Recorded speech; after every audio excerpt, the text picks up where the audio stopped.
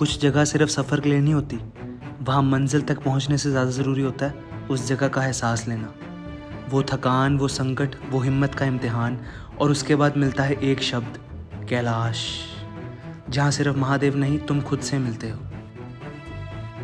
कुछ ऐसा ही था मेरा सफ़र मणिमहेश कैलाश का। आओ आप सबको दिखाते हैं। मेरी जर्नी की शुरुआत होती है अमृतसर से। अमृतसर से ट्रेन में बैठकर मैं पहुंच जाता हूं पठानकोट। पठानकोट से हमें जाना पड़ता है चंबा बस में, और अगर ऑफिशियल यात्रा हो तो आपको चंबा से भरमौर तक की भी बस मिल जाएगी। अगर नहीं हो तो फिर आपको प्राइवेट टैक्सी करानी पड़ेगी या किसी से लिफ्ट मांगनी पड़ेगी। तो मुझे किसी भोले के भक्त से लिफ्ट मिल जाती है और शाम के तकरीबन 5-6 बजे मैं पहुँच जाता हूँ भरमौर।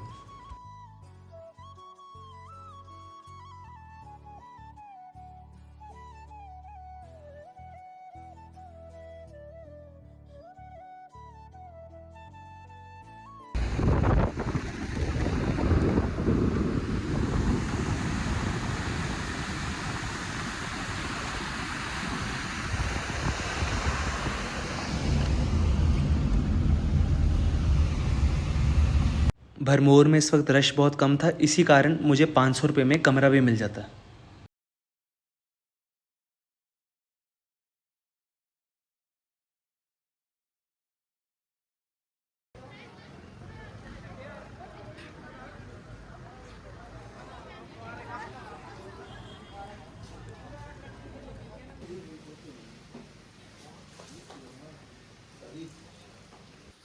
दोस्तों, आज की डेट है 25 जुलाई और मैं जा रहा हूँ अब चौरासी माता मंदिर। ये देखो,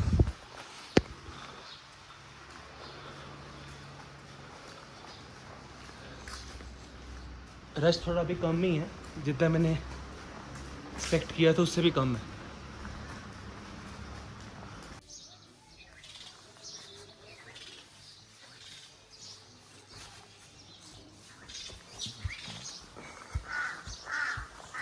चौरासी देवता मंदिर की बहुत सारी मान्यताएं हैं और कहा जाता है कि मणिमहेश की यात्रा इस मंदिर के दर्शन किए बिना पूरी नहीं होती।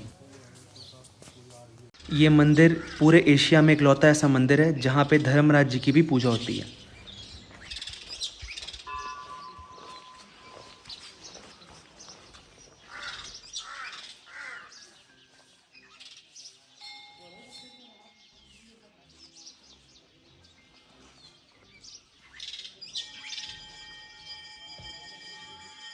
मैं थोड़ा लेट हो गया हूँ और मैं दर्शन कर लिए।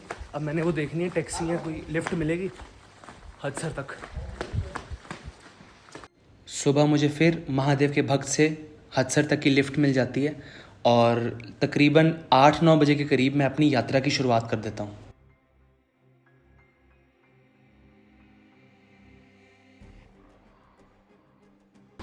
वो आपको नीचे दिख रही है ना सड़क, वहाँ पे भी बस उतार सकती है, तो रास्ता आगे जाके मिल ही जाएगा।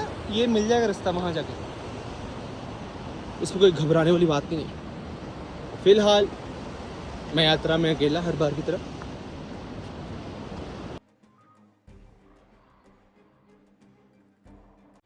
अब मैं चढ़ाई शुरू कर देता हूँ उस कैलाश की जहाँ कण कण में महादेव की लीलाएं छुपी हैं।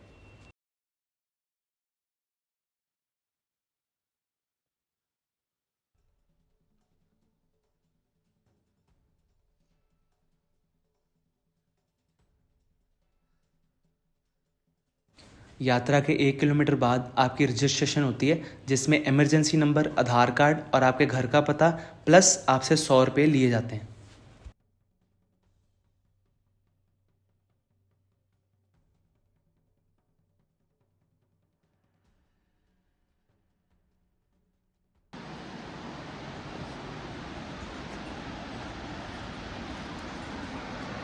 इस यात्रा में हमें 4 जगह बेस कैंप्स मिलते हैं: धनचो, सुंदरयासी, गौरीकुंड और शिवकुंड।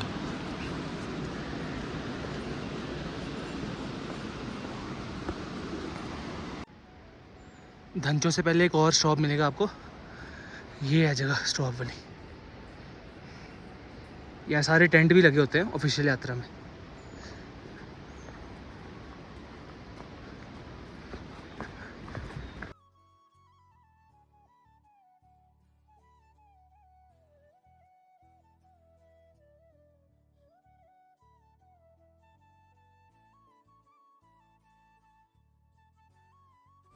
तकरीबन 4 किलोमीटर चढ़ाई करने के बाद मैं पहुंच जाता हूं धंचों के पुल पर।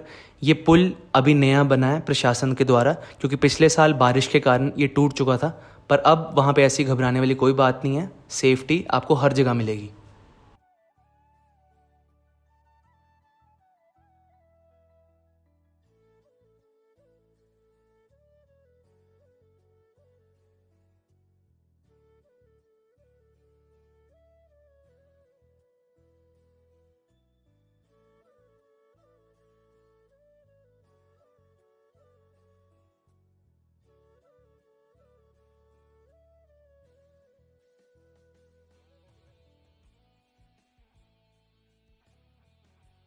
धंचों के पुल को क्रॉस करने के बाद एक बहुत ही सुंदर शिवलिंग बनाया गया है भोलेनाथ के भक्तों द्वारा, और यहीं से पूरी स्टीप चढ़ाई शुरू हो जाती है। अब यात्रा का सबसे मुश्किल पार्ट आने वाला था। मैंने अब धंचो स्टॉप लिया और यहाँ पे मैं वर्ल्ड क्लास मैगी खा के ऊपर को जाऊँगा। यहाँ तक मेरे को टाइम लगा 1 घंटा 20 मिनट, मतलब नीचे से धंचो तक लगे 1 घंटा 20 मिनट।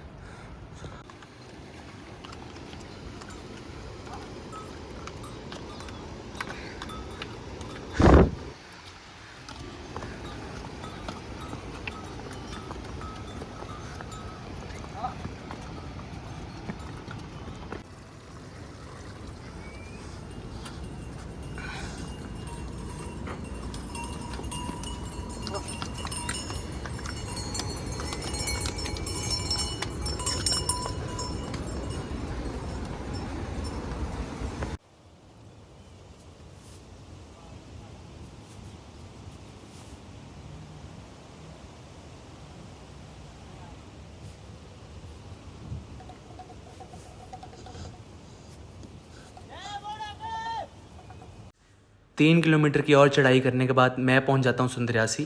आपको मणिमहेश की यात्रा में खाने की, रहने की, पीने की कहीं भी जगह कोई दिक्कत नहीं आएगी। ये यात्रा फैसिलिटीज़ में टॉप पर ही आती है।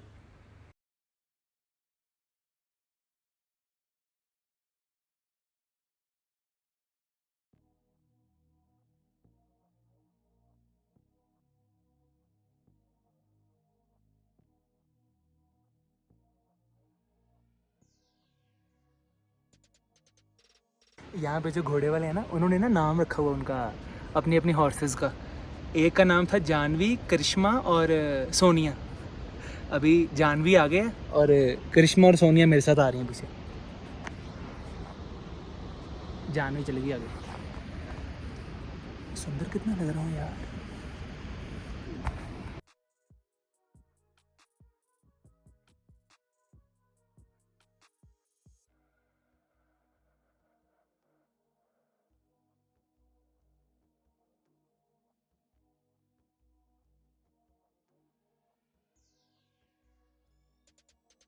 पहाड़ों के ऊपर बादलों के पार, देखो कौन सर पे है शहर आया यार। पार्थ पथरिया मनी महेश गया यार। मोटा मोटा मुंह और शरीर है पतला सा, सर पे है हैट और आँख में ऐनक। क्या बोले? इस यात्रा में मेरे को कई एनजीओ वाले लड़के मिले जो पूरी यात्रा की सफाई कर रहे थे, और वो कह रहे थे कि अगर आप वीडियो बनाते हो तो इसमें एक मैसेज ज़रूर देना कि अगर आप इस साल यात्रा पे आ रहे हैं तो प्लीज़ यहाँ गंद ना फैलाएं। अगर आपको कहीं पे कचरा दिख भी रहा है तो उसको अपने बैग में डाल लें और घर के डस्टबिन में जाके फेंक दें।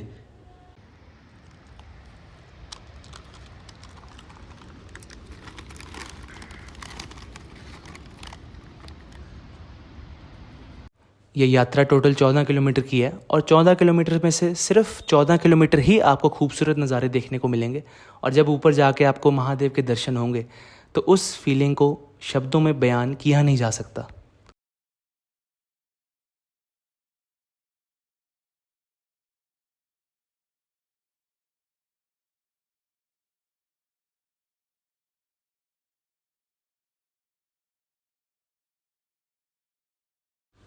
ज़्यादातर लोग इस यात्रा को कंप्लीट करने में 3 दिन लेते हैं। First day Dhancho stay, second day दर्शन और तीसरे दिन वापसी।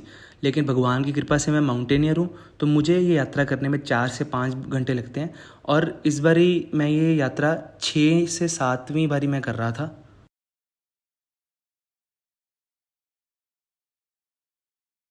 पर आपको यहाँ पे जल्दी करने की ज़रूरत नहीं है, क्योंकि यहाँ पे कुछ पॉइंट्स ऐसे आते हैं जहाँ पे ऑक्सीजन की थोड़ी सी कमी होती है। तो अपना पानी और अपना खाने का सामान लेके जाएं और आराम आराम से यात्रा करें। 2 दिन में करें चाहे 3 दिन में करें। यहाँ से अब एक्सट्रीम चढ़ाई शुरू हो जाती है। मेन रास्ता ये है, पर हम बीच से जाएंगे। वो सामने ग्लेशियर है सारा। अगर अप्रैल मई जून में आते तो वहाँ ग्लेशियर मिलता है। इसको सबको क्रॉस करके फिर गौरीकुंड आएगा। अगर मौसम पूरी तरह साफ़ हो तो आपको गौरीकुंड से ही मनी महेश के दर्शन हो जाते हैं। पर मेरी किस्मत में उस दिन के दर्शन नहीं लिखे थे। मुझे अगली सुबह दर्शन होते हैं, बहुत ही खूबसूरत। और जो लोग पूछते हैं कि मनी निकलने का टाइम कितने बजे का है, तो वो 2 से 3 बजे का है रात के। अगर आपने मनी देखनी है तो आपको 2 बजे रात के उठना पड़ेगा। ये मैं गौरीकुंड पहुँच गया हूँ। और इसी बात पे दोस्तों एक लाइक हो जाए। अभी वीडियो को पॉज करो, लाइक करके आओ, जाओ जल्दी जल्दी। नहीं गए ना यार, बड़े बुरे हो यार। मैया गौरी मैया, जय मैया।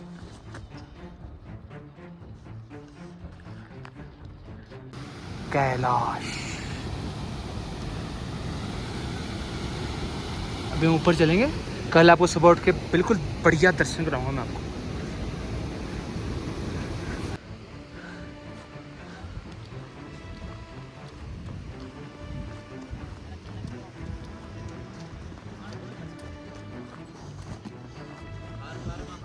हर महादेव। ये जो आसपास आप जगह देख रहे हैं ना, यहाँ पे लंगर लगता है ऑफिशियल यात्रा में।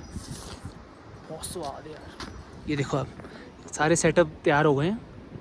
जैसे ऑफिशियल यात्रा खुलेगी ना, यहाँ लंगर लग जाएगा सारा। वो है शिवकुंड, इसके ऊपर शिवकुंड। वो है कैलाश। अगर आपको अभी वो दिखे ना, बर्फ़ दिख रही थोड़ी सी, जो वो कैलाश है। अभी हट जाएंगे बादल यार थोड़ी देर में। यहाँ से बस 1 किलोमीटर रह गया शिवकुंड, और मैं रेस्ट कर रहा हूँ क्योंकि मेरा गुड्डा बो हो चुका है। गुड्डा बो को हम हिंदी में कहते हैं काइट कट चुकी है, मतलब मेरी बस हो गई है, थक गया हूँ। तेज़ तेज़ करके ना बंदा थक जाता है बहुत। ये देख सकते हैं महादेव पीछे बैठे हुए, ये देखिए मौसम आप देख सकते हैं, बहुत ही ब्यूटीफुल।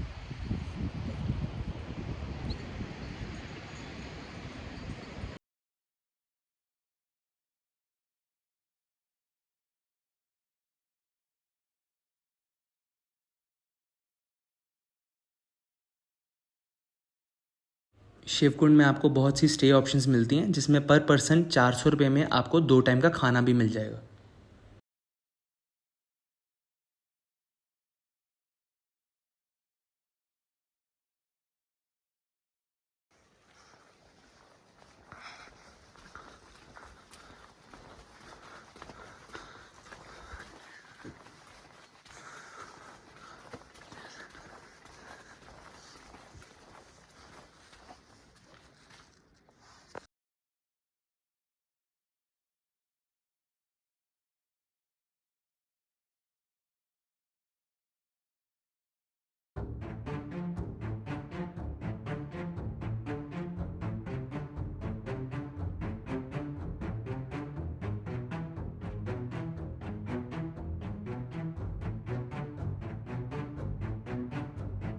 जब सुबह सुबह मुझे इतने क्लियर दर्शन होते हैं मनी महेश के, तो मेरे दिमाग में चल रही थी ये चीज़ें कि हर कदम पे मुश्किलें थी। कभी थकान ने रोका, कभी ऑक्सीजन की कमी ने।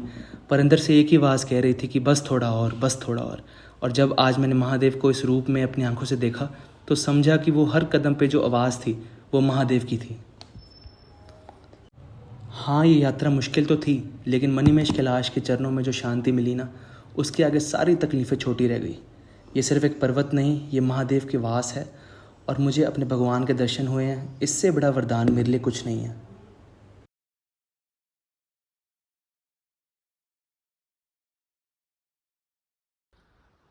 हर हर महादेव दोस्तों, मैं उठ चुका हूँ और आप ये देख सकते हैं ये कैलाश है सामने। कैलाश के आपको अगर जहाँ मैं फिंगर कर रहा हूँ यहाँ से एक उतराई दिख रही होगी ऐसे, ये है उसकी परिक्रमा की। परिक्रमा टोटल 50 किलोमीटर की होती है, मैंने इसकी वीडियो भी डाली हुई पिछले साल की। उसका जो रास्ता है वो है कुक्ति विलेज से। कुक्ति विलेज से आप जाएंगे दुरौतो। कुक्ति विलेज से पहले आप करेंगे कार्तिक स्वामी बाबा के दर्शन, उसके बाद आप जाएंगे दुरौतो फर्स्ट बेस कैंप, उसके बाद आएगा हनुमान शिला। हनुमान शिला के बाद आएगा घूम के सारा यहाँ से घूम के शिवकुंड, शिवकुंड से फिर हदसर। टोटल 50 किलोमीटर की होगी। और मेरी आज तक की सबसे खूबसूरत जो यात्रा थी वो थी व्यूज़ के हिसाब से। और आप भी कभी, अगर आप अभी फिट हैं, जवान हैं, तो आप कर सकते हैं यात्रा को। है तो मुश्किल पर आप कर सकते हैं।